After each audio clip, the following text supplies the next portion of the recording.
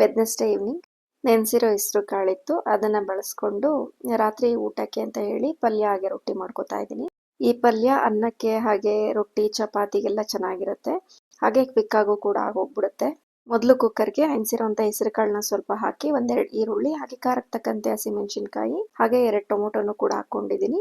ಒಂದ್ 6 ಎಸಳು ಬೆಳ್ಳುಳ್ಳಿ ಹಾಗೆ ರುಚಿಗೆ ತಕ್ಕಂತೆ ಉಪ್ಪು ಮತ್ತೆ ನೀರನ್ನ ಹಾಕಿ ಒಂದ್ 3 ರಿಂದ 4 ವಿಷಲ್ನ ಕೂಗಿಸ್ಕೊತಾ ಇದ್ದೀನಿ. ಅಷ್ಟರಲ್ಲಿ ರೊಟ್ಟಿಗೂ ಕೂಡ ರೆಡಿ ಮಾಡ್ಕೊಂಡೆ. ರೆಡಿ ಮಾಡಿ ಇಟ್ಕೊಂಡ್ರೆ ರೊಟ್ಟಿ ಹಾಕೋದು ತುಂಬಾ ಲೇಟ್ ಏನಾಗಲ್ಲ. ಮಾಡೋದಕ್ಕಿಂತ ಮುಂಚೆ ಮಾಡ್ಬೇಕಾ ಅಂತ ಅನ್ನಿಸ್ತಿರುತ್ತೆ. ಬಟ್ ಮಾಡೋದಕ್ಕೆ ನಿಂತ್ಕೊಂಡ್ರೆ ಬೇಗನೆ ಆಗೋಗ್ಬಿಡುತ್ತೆ.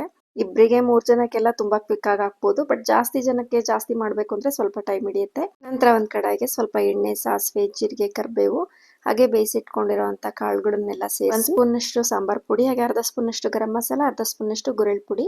ಬೇಕು ಅಂದ್ರೆ ಇದಕ್ಕೆ ಕಾಯಿ ತುರಿನ ಹಾಕೋಬಹುದು. ನಾನು ಹಾಕೊಂಡಿಲ್ಲ. ಲಾಸ್ಟ್ ಅಲ್ಲಿ ಕೊತ್ತಂಬರಿ ಸೊಪ್ಪನ್ನ ಹಾಕಿ ಚೆನ್ನಾಗಿ ಮಿಕ್ಸ್ ಮಾಡಿ ಒಂದ್ ಸ್ವಲ್ಪ ಕುದಿಸ್ಕೊಂಡ್ರೆ ರೆಡಿ ಆಗುತ್ತೆ.